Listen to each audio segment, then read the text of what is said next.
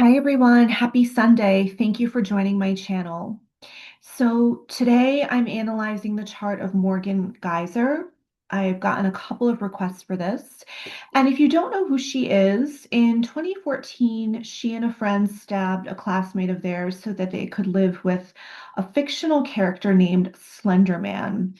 So this was a character who got popular back around that time, circulating the internet. He was very tall, thin, dressed all in black. He had no face. And he was known for stalking and abducting people, particularly children. At the time of the stabbing, Morgan was 12 years old, and she and her friend believed that if they killed their classmate as a sacrifice, that Slender Man would take them into his home, and Morgan in particular believed that he would not terrorize her family. So they believed that Slender Man lived in a mansion in the woods up north of where they were in Wisconsin. And they thought that if they killed their classmate, they could move into his mansion and become his servants. So Morgan Geyser was deemed to be mentally ill, and she was committed to a state forensic hospital and was given a 40-year sentence. In 2025, a judge signed off for her to be released to a group home where she would remain under supervision. But on November 22nd of last year, she made the news again by cutting off her ankle bracelet and escaping the group home with a girl she had met at church a few months after her release.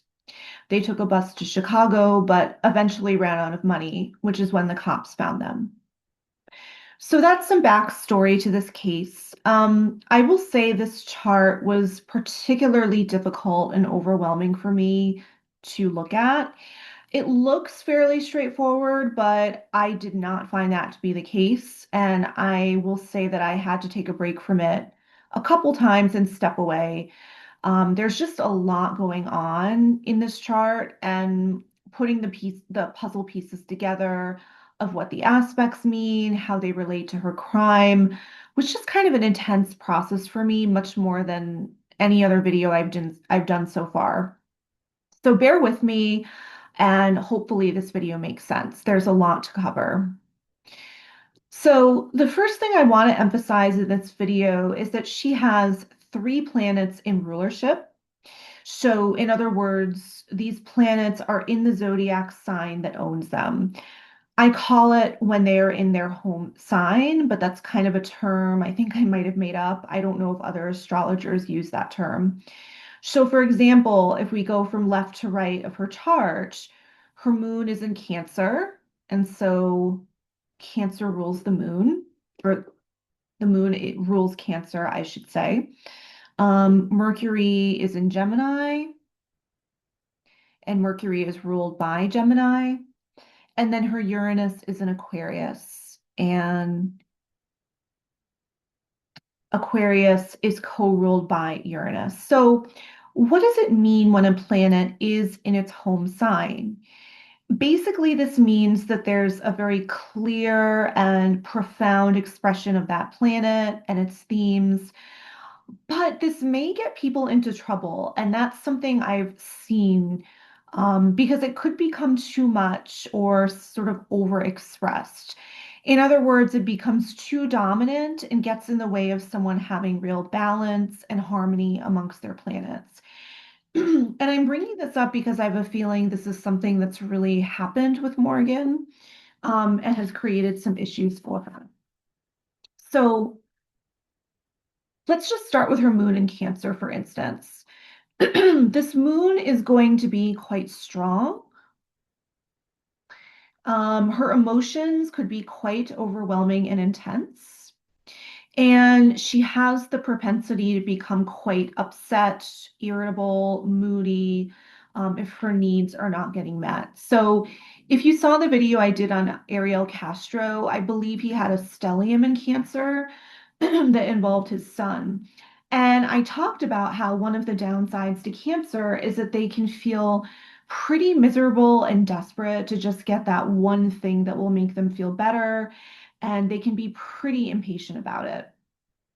Now, The fact that Moon is conjunct Jupiter in Cancer, and therefore Jupiter is ruled by this Moon in Cancer, is also pretty significant. Jupiter in Cancer is thought to be exalted, but the downside to Jupiter in Cancer conjunct her Moon in Cancer are that this is going to intensify her mood times 10. So imagine feeling upset because you've had a bad day. This is someone who could be prone to feeling like her world is somehow falling apart. So, in psychological terms, I think of this a bit like emotional dysregulation. I imagine it's going to be difficult for her to feel her feelings and manage them because they're so big. Making this even harder is the fact that her moon is likely making an inconjunct to Neptune. So, with this birth time, her moon is at 16 degrees of Cancer, but if she was born any earlier, this would be making a tighter inconjunct, which very well may be the case. So, an inconjunct or a quincunx is when you have planets in two different signs, and those signs have absolutely nothing in common with each other. So, it's like they're speaking two very, very different languages. So, being that her moon is in conjunct Neptune, she's going to have an even harder time identifying her feelings, trusting them. So, this is like feeling something really big and really hard, but she's not sure what it is or how to name it. The feeling, although it feels really intense, it also feels kind of fuzzy and hard to grasp. So that would mean, again, that it's going to be difficult for her to know what to do to cope with her emotions or to self-soothe if she's feeling intensity, which this chart shows that she would be. And she can't understand her feelings or where they're coming from or what they even mean. So this is an aspect that can cause people to escape as a means to cope. And it can interestingly cause them to be drawn towards people who are mentally unstable themselves. So I think that's interesting because it seems like, she and that other girl who committed this attempted murder when they were adolescents, they kind of fed off each other and really seemed to become kind of codependent. And there was something that really attracted the both of them to each other. So I want to talk about Pluto. It's doing a lot in this chart that is really significant. So the first thing I want to say is that it's making an inconjunct to Jupiter, also quite possibly an inconjunct to the moon, again, depending on the birth time. So Pluto in conjunct Jupiter tells me this is someone who does want power. She may want to leave her mark on the world. Moon in conjunct Pluto could lead someone to have quite intense emotions and fears that, again, are probably going to become quite difficult for her to manage. I think it's also interesting that with the Slenderman topic, one of her goals, she said, in stabbing the victim was to protect her family from Slenderman.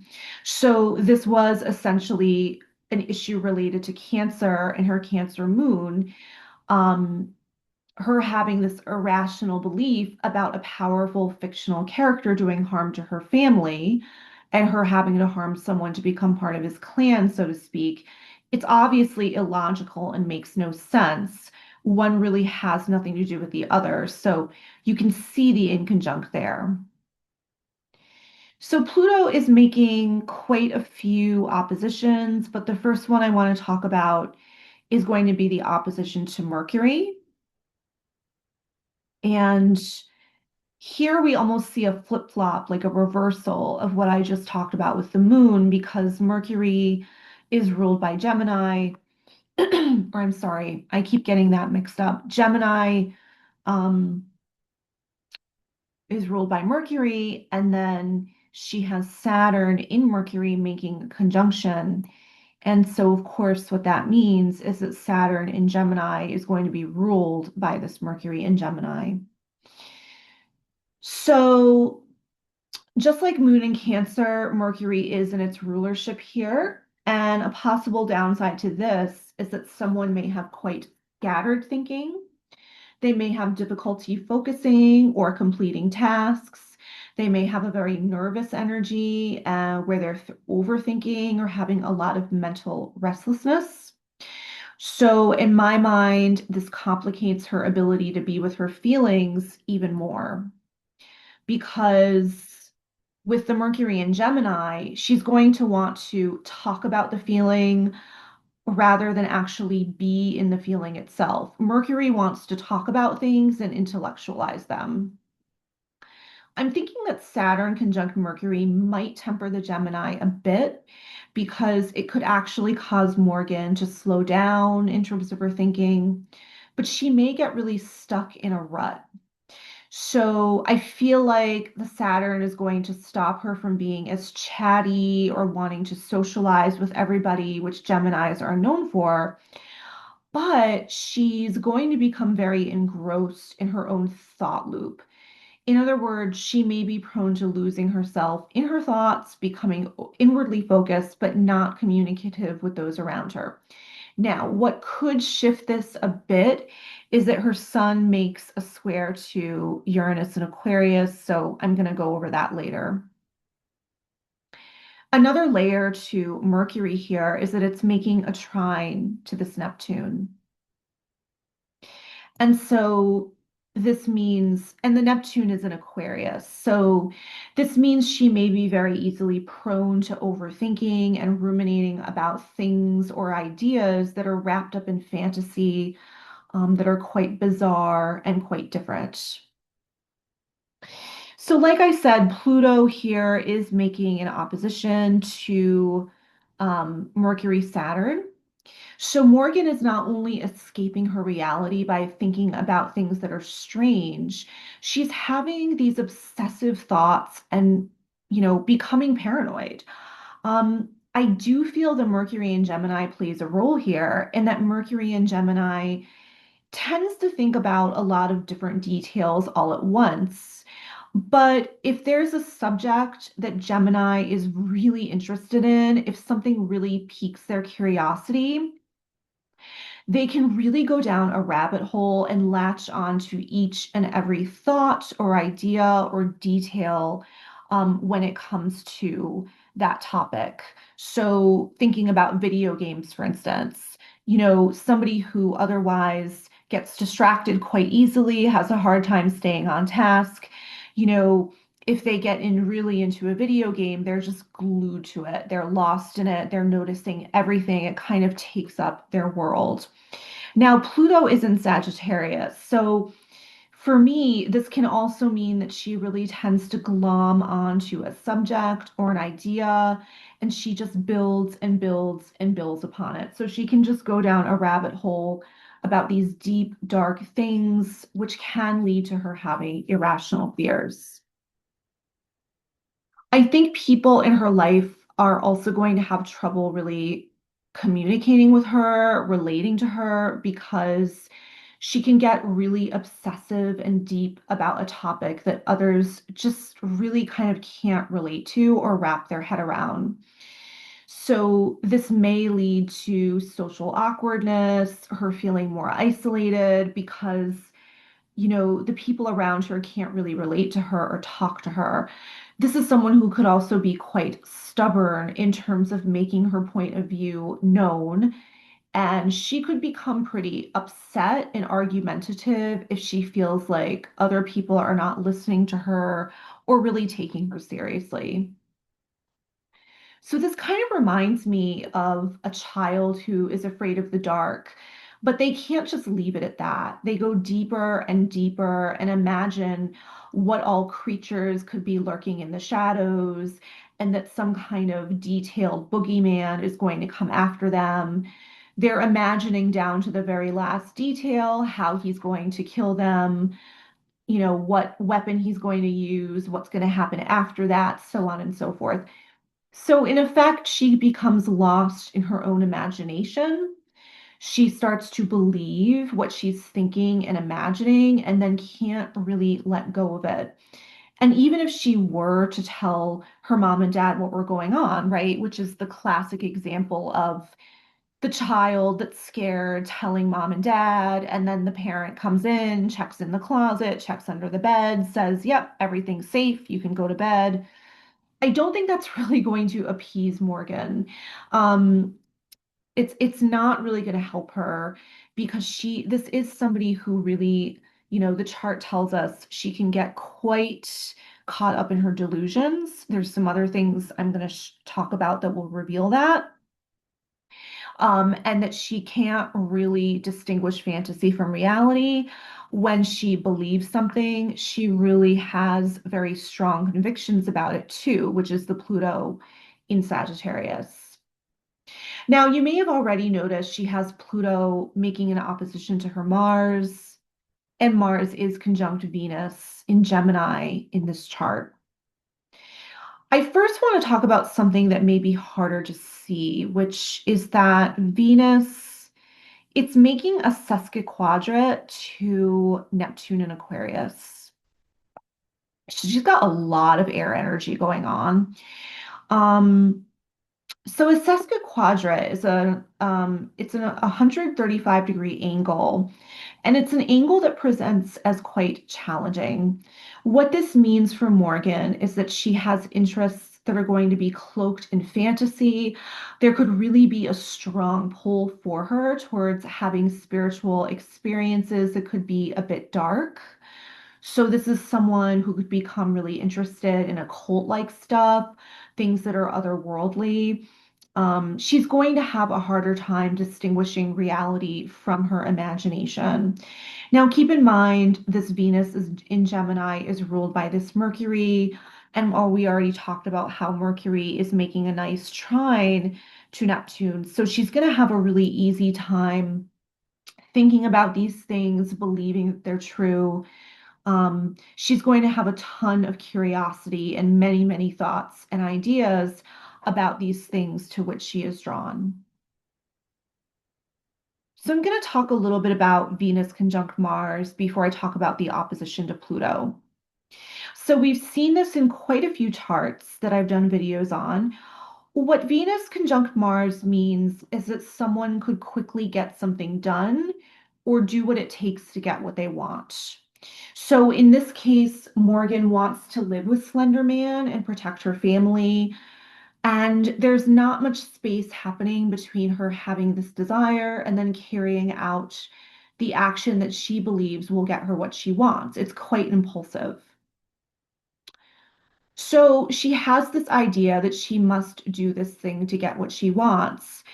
And then the Pluto opposing Mars, um, this is what tells me she may have had a lot of repressed anger. In fact, I think she disclosed that her father sexually abused her for years. I don't know if that's true or not, but assuming that it is, when I think of Mars opposing Pluto, I think of a volcano kind of building and building in someone until it just can't hold anymore. And the person could erupt with anger, potentially violence. I think it's also interesting that with the obsession with Slender Man, it doesn't make sense to us, but it could have been a subconscious way for Morgan to channel this anger, this aggression. In other words, it gave her a reason she could latch onto and a rationalization to express her anger, but to also not really have to take responsibility for it. So in her mind, Slender Man told her to do this, and she did it as a sacrifice for him. Also, I just want to remind everyone that she was only 12 when she committed this crime, and she was deemed mentally ill. So astrology can tell the backstory, but ultimately it was found that this person truly, in a chemical brain chemistry kind of a way, could not or cannot distinguish fantasy from reality without medication, perhaps, or some kind of special treatment. But that does bring me back to Saturn. So Saturn is conjunct her North Node here. And this does tell me that she needs to learn to take accountability in this lifetime. So, North Node conjunct Saturn is supposed to help someone essentially learn over time to stop blaming other people or things outside of themselves and to take responsibility for their own actions. And Morgan can't really step into her life purpose until she has learned discipline. Also, it may seem kind of strange that her North Node is in Gemini when she already has so much Gemini energy going on here. But I think Pluto opposing a lot of it um, may make her lean more towards the Sag, especially when she gets stuck in this belief about Slenderman, for example. I'm pretty sure there was other demonic stuff that went along with it that she believed in, but her North Node shows us she's actually supposed to learn from others. She's supposed to learn, from a variety of different sources in this lifetime instead of getting hung up on one particular belief or way of thinking, which is very Sagittarius. And this is what I see that happened with her convictions about Slenderman. So on the flip side, of course, we do see her Pluto is conjuncting her South Node. And by the way, we've seen a lot of this now in the videos that I've done where Pluto is conjunct South Node and then it automatically makes an opposition to North Node. So this signifies that she's really meant to transform in this lifetime in a really big way. But it also means that she's coming into this lifetime carrying in Pluto tendencies. So feeling as though she is perhaps in survival mode, just on an instinctual basis. And in order for her to reach her North Node, it requires deep internal transformation. If she fails to do this, as we have seen with other charts in my videos, the person may become forced to change or to be brought closer to their life path. And so whatever they have latched onto gets swiftly removed by Pluto. So I do see her desire as wanting to work for Slender Man as symbolic of Pluto and Sagittarius conjunct this South Node. So she's essentially come into this lifetime feeling she must fight to survive. Being with Slender Man means she can belong to something that is much bigger than herself, Jupiter, I'm sorry, Sagittarius. And if she feels that the character has some kind of special power around deciding who survives and who doesn't, she does get to survive. She also gets to feel chosen and special. She'll get to live in his mansion. She'll have a sense of purpose. But of course, this will keep her stuck ultimately in South Node and Sag, and it will keep her further away from taking responsibility for her choices and living what is meant to be her true life purpose. So, speaking of mansion, I'm going to talk about her sun in Taurus now. And I say speaking of mansion because, of course, Taurus has to do with wanting luxury, wanting a lot of possessions, wanting to be surrounded by physical and tangible security. Sun in Taurus, Moon in Cancer go quite nicely together. This tells me that deep down she craves a sense of home and family, which perhaps she was not getting with her own family when she committed this crime. So she wanted to be a part of Slender Man's family. I think I also read that her father had schizophrenia. So Morgan may have experienced her own home life as being very unstable and chaotic. And it really wasn't giving her that Taurus kind of energy she wanted. So keep in mind, our sun sign is what we are learning in this lifetime. It doesn't come naturally to us. What comes much more naturally is our moon. And then, again, especially South Node, anything conjunct South Node. Um, so, and she really only has her sun in Taurus. She doesn't have any other planets in Taurus or in Earth for that matter, that are really helping her out in order to learn Taurus. Um, the fact that she really only has one planet in Earth in this chart means she's going to be particularly weak around themes involving the element of Earth. So feeling grounded, based in practicality, logic, etc. I did talk in my last video on Sean Combs about how he had absolutely zero planets in fire. And so when you see that,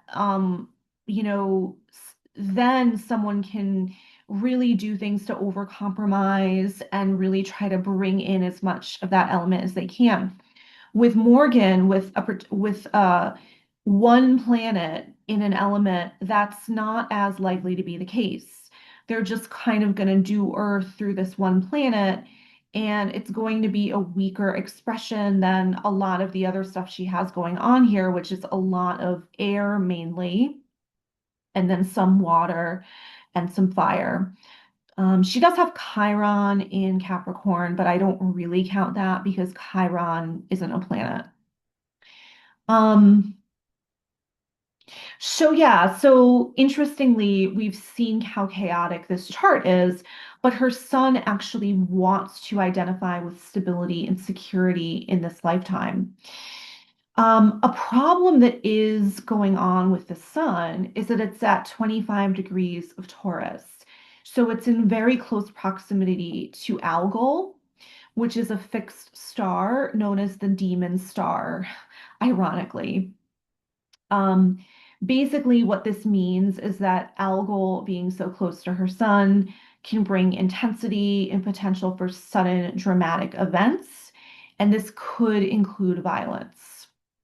Now, adding on to this is that her sun is making a square to Uranus and Aquarius, which again is in its home sign. So Uranus and Aquarius means quite unusual beliefs and really holding on stubbornly and rigidly to ideas that could be quite unconventional.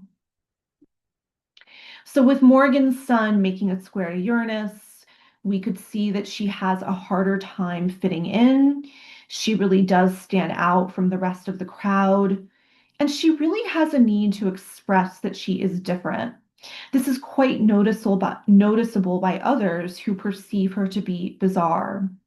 This is someone who wants to push the boundaries. She really feels like things need to change. And yet her sun in Taurus does want that sense of stability. So she is torn between wanting predictability and routine, and yet needing things to be shaken up and to change. Now, I do think because the sun is quite weak in this chart, she's going to be more on the side of Uranus. Uranus is also making a really nice trine to her Venus and her Mars. So what this tells me again is that she's very easily pulled towards things that are different, bizarre, and out of the box. So this adds another layer to that Venus sesquiquadrant Neptune that I was talking about earlier, and Mercury making that trine to Neptune. So she not only has desires that are unconventional and eccentric, she's going to have a difficult time even noticing that these things are not really based in reality. And her Mars making a trine to Uranus in particular means that she's really going to naturally want to fight for what she is passionate about. So the last thing I want to mention is that when she cut her ankle monitor and escaped from her group home on November 22nd, 2025, Uranus was actually at 29 degrees of Taurus. So it was making a square to this, um, to Uranus at 28 Aquarius in her chart. And so this was naturally a time when, with transiting Uranus squaring natal Uranus, she has even more of an urge to free herself from any constraints that she feels are being placed on her in her life. She's more prone to wanting to make sudden changes, to break free, and to express what she believes is her authentic self. So it's really no coincidence that she chose to escape at this time. Again, keep in mind that her Venus is also conjunct Mars up here. So this can really create some impulsivity around doing whatever it takes to get what you want, no matter the risks involved. So when Uranus was making the square to her natal Uranus, it was in effect drawing in this conjunction because these two planets are already making a trine to her natal Uranus. So that was a whole lot. I hope that everything made sense and you were able to follow along. Let me know what you guys think about this chart.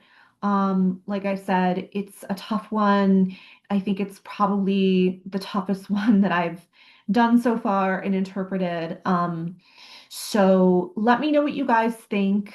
If anybody does have any recommendations, if there's anyone in true crime in the media whose chart you would like me to take a look at, do let me know. And stay tuned for the next video. Thank you so much for watching.